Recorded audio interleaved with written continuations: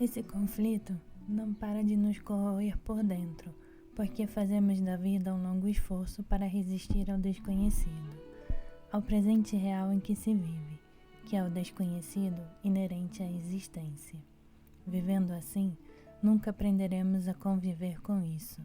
O tempo todo ficamos cautelosos, hesitantes e na defensiva. E a troco de nada, pois a vida nos empurra para dentro do desconhecido indiferente.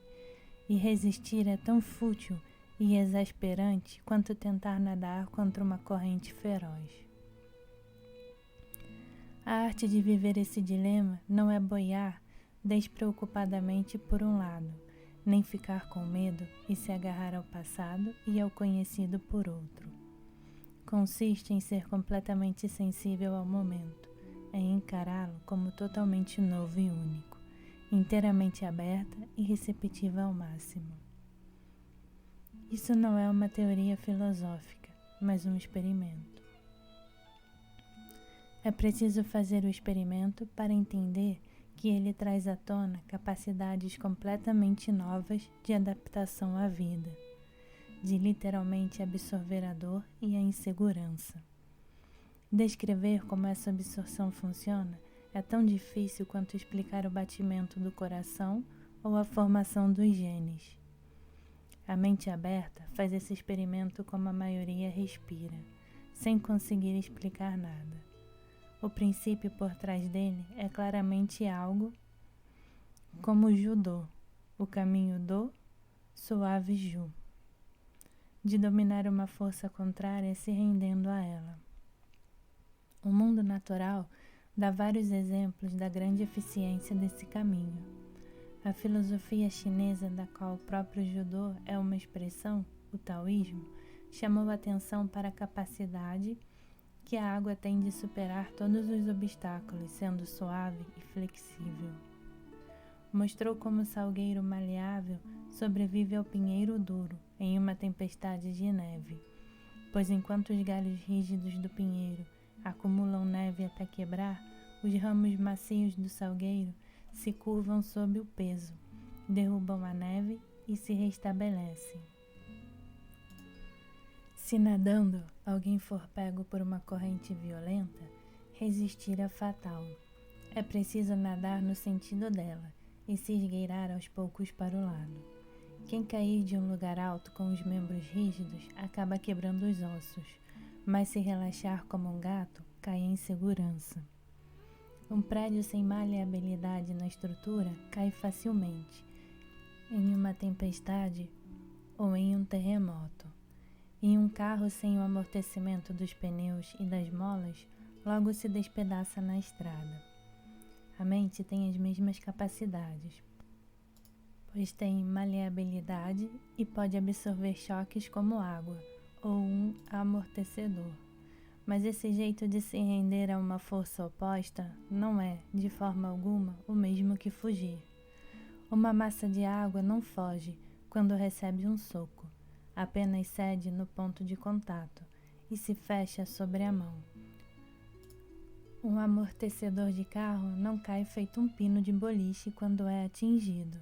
Ele cede, mas ainda assim permanece no mesmo lugar. Fugir é a única defesa de algo rígido contra uma força avassaladora. Portanto, o bom amortecedor não é apenas maleável, mas também tem estabilidade ou peso. Esse peso é também uma função da mente e aparece na preguiça, um fenômeno muito pouco compreendido. É significativo que a gente nervosa e frustrada esteja sempre ocupada, mesmo no ócio. E esse ócio é a preguiça do medo, não do descanso. Mas o sistema mente-corpo conserva e acumula energia. Para fazer isso, ser preguiçoso é adequado. Depois que a energia é armazenada, é bom se movimentar, mas com destreza, no caminho de menor resistência. Portanto, a preguiça não é apenas necessária, mas é a mãe da invenção. Podemos observar os movimentos vagarosos, pesados, de um trabalhador habilidoso envolvido em uma tarefa difícil, e até ir contra a gravidade. O bom alpinista usa a gravidade, dando passos largos, lentos e pesados. Ele parece usar a inclinação do jeito como um barco usa o vento. À luz desses princípios, como a mente absorve o sofrimento, descobrindo que resistência e fuga, o procedimento do eu é um movimento em falso. A dor é inescapável e a resistência como defesa só faz piorar. O choque sacode todo o sistema. Ao ver a impossibilidade dessa opção, é preciso agir de acordo com sua própria natureza, permanecer estável e absorver. Permanecer estável é se abster de tentar se separar de uma dor por saber que é impossível. Fugir do medo é medo, lutar contra a dor é dor. Tentar ser corajoso é estar assustado. Se a mente está com dor, a mente é a dor. O pensador não tem outra forma além do pensamento. Não há saída. Mas quem não está consciente da indissociabilidade de pensador e pensamento tenta escapar. Daí se segue, de forma bastante natural, a absorção. Não há nenhum esforço. A mente faz isso por si só. Ao ver que não há como escapar da dor, a mente cede a ela, a absorve e se torna consciente da dor em si, sem nenhum eu que a sinta ou resista a ela. A mente passa pela dor do mesmo jeito completo, não autoconsciente que passa pelo prazer. A dor é a natureza deste momento presente e só posso viver neste momento. Às vezes, quando a resistência cessa, a dor simplesmente vai embora ou diminui até ficar tolerável. Outras vezes, ela persiste, mas a falta de qualquer resistência traz à tona um jeito tão pouco familiar de sentir dor que chega a ser difícil descrever. A dor deixa de ser problemática. Estou sentindo, mas sem a comichão de me livrar dela, pois descobri que dor e esforço para me separar dela são a mesma coisa. Querer sair da dor é a dor, não é a reação de um eu distinto dela. Quando descobrimos isso, o desejo de escapar se mescla à própria dor e some. Ignorando a aspirina por um momento, você não consegue tirar a cabeça de uma dor de cabeça do mesmo jeito como conseguiria tirar a mão do fogo. Você é igual à cabeça, que é igual à dor. Quando você realmente perceber que é a dor, ela deixa de ser um motivo, pois não há quem mover. Ela se torna no sentido verdadeiro, sem consequência. Dói, ponto. Contudo, esse experimento não deve ficar de reserva, como um truque para momentos de crise. É um modo de vida.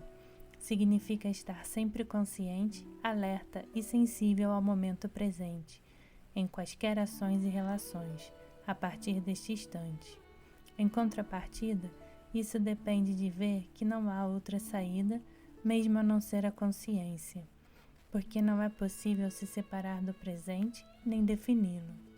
É possível, na verdade, se recusar a admitir isso, mas ao custo do esforço enorme e fútil de passar a vida inteira resistindo ao inevitável. Uma vez que isso foi compreendido, é bastante absurdo dizer que há uma escolha ou uma alternativa entre os dois modos de vida, entre resistir ao fluxo em pânico estéril e ficar de olhos abertos para o mundo novo, transformando e sempre renovado em maravilha. A chave é entender, perguntar como fazer isso, qual é a técnica ou o método, quais são os passos e as regras, é estar completamente equivocado. Métodos servem para criar coisas que ainda não existem. Estamos tentando entender algo que existe, o momento presente. Não se trata de disciplina psicológica ou espiritual para o crescimento pessoal. Trata-se apenas de consciência da experiência presente e de perceber que não é possível defini-la nem se separar dela. A única regra é: veja. Não é sentimentalismo poético dizer que, com a mente aberta assim, vemos um novo mundo, tão novo quanto no dia da criação, quando as estrelas da manhã cantaram juntas e todos os filhos de Deus gritaram de alegria. Tentando entender tudo em termos de memória, passado e palavras, passamos a maior parte da vida, por assim dizer, com a cara enfiada no guia, sem nunca ter olhado para a paisagem. A crítica de Whitehead, a educação tradicional pode ser aplicada ao nosso modo de viver. A rotina escolar é exclusivamente livresca. No Jardim do Éden, Adão viu os animais antes de dar nomes a eles. No sistema tradicional, as crianças deram nome aos animais antes de tê-los visto. No sentido mais amplo da palavra, nomear é interpretar a experiência do passado, traduzi-la em termos de memória, vincular o desconhecido ao sistema do conhecido. O ser humano civilizado mal conhece outro jeito de entender as coisas. Todo mundo precisa de rótulo, número, certificado, registro, classificação. O que não é classificado é irregular, imprevisível e perigoso. Sem passaporte, certidão de nascimento ou cidadania de algum país, mal se reconhece a existência de alguém. Quem não concorda com os comunistas é chamado de capitalista e vice-versa. Alguém que não concorde com nenhum dos dois pontos de vista está começando a ficar ininteligível. Que exista uma maneira de ver a vida dissociada de qualquer conceito, crença, opinião e teoria é uma possibilidade muito remota da mente moderna. Se tal ponto de vista existir, só pode ser no cérebro vazio de um idiota. Sofremos da ilusão de que o universo é todo ordenado por categorias do pensamento humano, temendo que, se não nos apegarmos a elas com a maior tenacidade, tudo vai acabar em caos. Vamos repetir: memória, pensamento, linguagem e lógica são essenciais para a vida humana. São meio caminho para a sanidade, mas uma pessoa, uma sociedade, que seja só meio sã é maluca. Ver a vida sem palavras não é perder a habilidade de formar palavras, de pensar, lembrar e fazer planos. Ficar em silêncio não é perder a língua, pelo contrário, é só em silêncio que se pode descobrir algo novo, sobre o qual falar. Alguém que falasse incessantemente sem parar para ver e ouvir, se repetiria ad nauseam. O mesmo se dá com o pensamento, que é, na verdade, fala silenciosa. Não é por si só aberto à descoberta de nada novo, pois suas únicas novidades são meros rearranjos de palavras e ideias velhas. Houve um tempo, quando a língua estava sendo enriquecida por novas palavras o tempo todo. Um tempo, quando seres humanos como Adão viam as coisas antes de dar nomes a elas. Hoje, quase todas as palavras novas são rearranjos de palavras velhas, pois estamos deixando de pensar criativamente. Com isso, não quero dizer que todos deveríamos estar explodindo de invenções e descobertas revolucionárias. Essa capacidade, sempre rara, é de quem consegue tanto ver quanto interpretar o desconhecido. Para a maioria de nós, a outra metade do caminho para a sanidade está em simplesmente ver e aproveitar o desconhecido. Assim como aproveitamos uma música sem saber como foi escrita ou como o corpo faz para ouvi-la. Sem dúvida, o pensador revolucionário precisa ir além do pensamento. Ele sabe que quase todas as melhores ideias vêm quando o pensamento para. Talvez batalhe muito para entender um problema em termos de velhos jeitos de pensar, descobrindo depois que isso é impossível. Mas quando o pensamento para por causa da exaustão, a mente se abre para ver o problema como ele é, não como é verbalizado, e o entende de imediato. Ir além do pensamento, porém, não é exclusividade dos gênios. Está disponível a todos nós, desde que o mistério da vida não seja um problema a ser resolvido, mas uma realidade a ser vivida. Muitos têm o dom da visão, mas poucos são profetas. Muitos podem ouvir música, mas poucos conseguem tocar e compor. Mas não é possível sequer ouvir caso alguém só escute em termos do passado.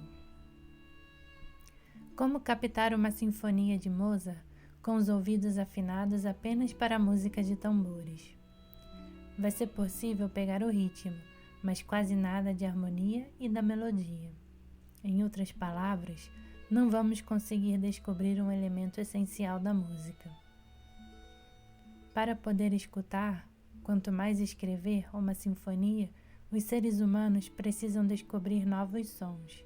As vibrações da corda de tripa, os ruídos do ar em um tubo e o zumbido do arame dedilhado.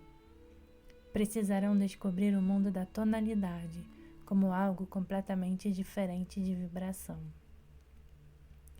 Se só consigo pensar em vibração, não posso apreciar a tonalidade.